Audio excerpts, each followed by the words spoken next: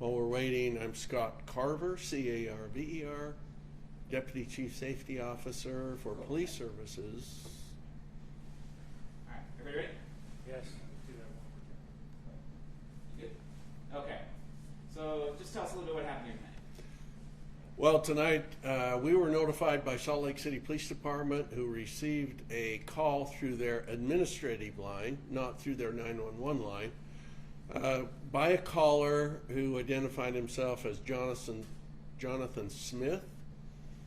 He stated he had stabbed his girlfriend 20 times and had a assault rifle and was going to shoot up the school if the police didn't arrive within 20 minutes. And then he hung up. So that was the only information that we had. He did say it was at Callard Village, one of our dormitories here on campus. So Salt Lake City notified us while they sent additional resources to complement University of Utah police resources. We immediately went into Callard. We notified the students to shelter in place that we found there. We also moved students out of Callard Village to other surrounding buildings where they could shelter in place, while we went through the building and checked for the suspect and potential victim. We put together a large search team of officers and went floor by floor and room by room, checking the building. We found nothing suspicious on the first check. Went through a second time, found nothing suspicious at all. By this time, the time frame that the suspect had given us had passed, and passed by a double amount again. So when he said 20 minutes, we looked for over an hour and nothing. It's important to note that this is obviously a swatting call, which has been reported by, I know, at least 2 other universities this week around the nation. And for some reason, this year has been particularly active.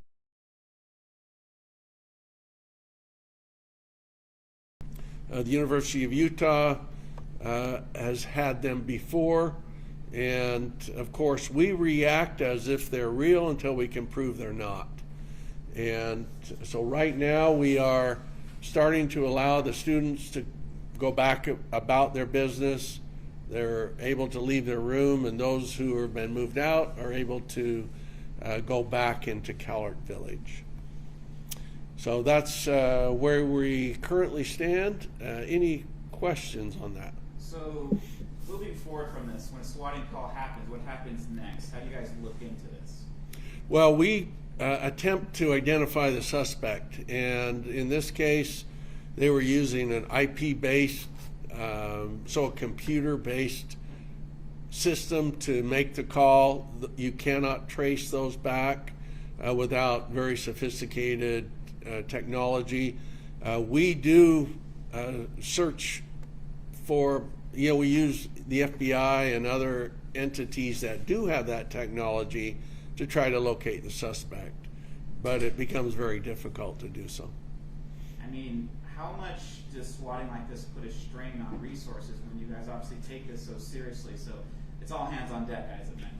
Absolutely, and not only University of Utah Police, but Salt Lake City Police and other agencies would be contacted had there been a larger footprint that was identified. So it's a huge strain on resources. It takes away from other actual crimes that may be occurring here in the surrounding area. So we do prosecute if we can identify a suspect, and we will prosecute to the full extent that we can. And you mentioned this happened before. I think I looked. You had something in August where there were some reports of something that seemed to be unfounded. But in the previous times, have you guys been able to find some of these people that have committed the swatting calls? On one other occasion, we did locate someone who lived in Idaho, and we filed charges on that individual. Mm-hmm. You said you guys proved it was swatting. When you say that, how exactly do you prove there's a swatting call? Well, there's several ways that we do that. One is the method that the call comes in. The information that is given is, typically very sparse. It's inaccurate to the campus. It is unverifiable.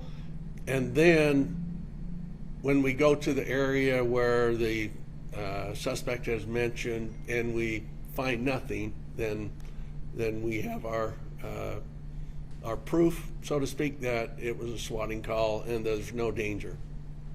In addition to the strain on resources, when you get a call like this, how dangerous does this then become? Because you have officers thinking they're going to a really stressful situation and preparing for the worst. Well, our officers are highly trained on active shooter responses, and that is an excellent question because in that training they know that they will encounter civilians, uninvolved people who just happen to be in the area, and they know to be careful with that and to just look for the suspects that may be armed. So they are looking for armed individuals, not everyone else that they will encounter on the way. But you're correct. It is a dangerous, touchy situation whenever those kind of calls come in, whether they be real or whether they be a hoax. Does your department have any safeguards in place to deal with these swatting calls or procedures? We don't, other than just react to them as they come in. And as I mentioned, we treat them as legitimate until we can prove they're not. Yes? How do you identify people who make these calls if they're doing it from a software that allows them to remain? Yeah, we may not be able to. So, as I mentioned, we might have to go to a federal agency that has technology that's more sophisticated that may be able to search out those people. Yes. From a student standpoint, why aren't students alerted when you guys are coming in? Is that just like limit confusion on a standpoint from the student base? Why are they not, or why they are? Why does an alarm or alert not go out to students? Yeah. Well, it depends on the circumstances, and again, it's because the alerts are a double-edged sword. Right? It can cause a huge amount of anxiety and confusion and chaos when that may not be necessary to do. But on the other hand, we are evaluating constantly, and we have the messages ready to go when it's determined, okay, we need to send this message now, and we do. Yes. Rebecca, do you have something? We're mentioning that we're going to send out a message to campus. Yes. We're finalizing details. We will send something out to campus, letting everybody know there's an all clear and go from there. So we will be communicating with campus. Did you say when the last time a swatting call came to the University of Utah campus? Well, you said you researched an August time. Yeah, I don't know if that was swatting, but we reported that there was, I think, reports of shots fired in one of the At the buildings. library? Yeah, and then Yeah. that's what it was, but it was found to be unfounded. So I Right. don't know if that was swatting in general, but it seems, kind of. Yeah, and that was swatting. And so in those kind of calls, if you only receive one call, that's typically not what's going to occur if it's an actual crime. If there were shots fired on campus, we'd get hundreds of calls. Right. Rebecca? Also, we were talking about the social media aspect of this, Yik Yak, parents, Facebook. Lots of stuff starts spinning up when the first report comes in. I don't know what we want to say about that. Yeah. Yeah, social media is a whole nother thing that is both helpful and causes a lot of confusion as well, because misinformation can be picked up and repeated over and over and over. And so we will be publishing a message here shortly about what occurred and why the actions taken were taken. Yes.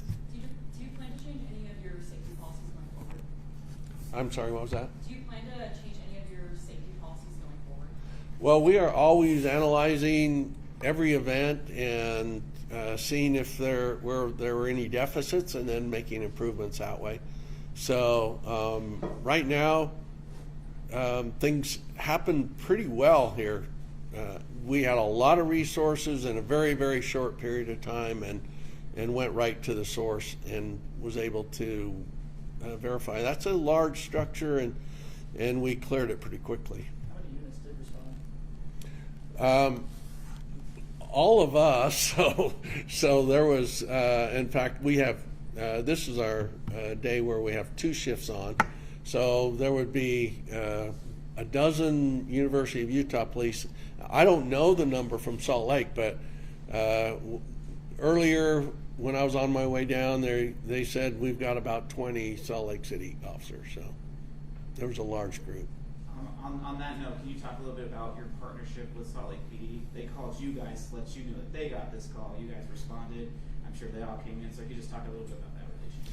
We have an excellent relationship with Salt Lake City and all the other surrounding agencies, but Salt Lake City is our 911 receiving center, and so all of the 911 calls that affect University of Utah will come through Salt Lake City, and then they transfer those calls to our dispatch center that's in this building, and then they are dispatched from here.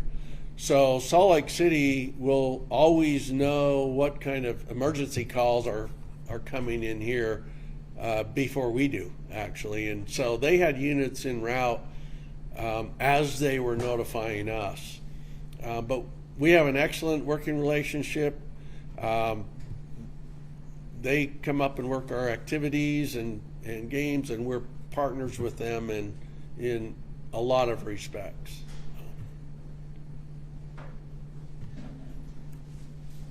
Any other questions? All right. I'm good. Can I get your name and title one last time, please? Scott Carver, Deputy Chief Safety Officer for Police Services, University of Utah. Thank you, sir. Thank you. Thank you.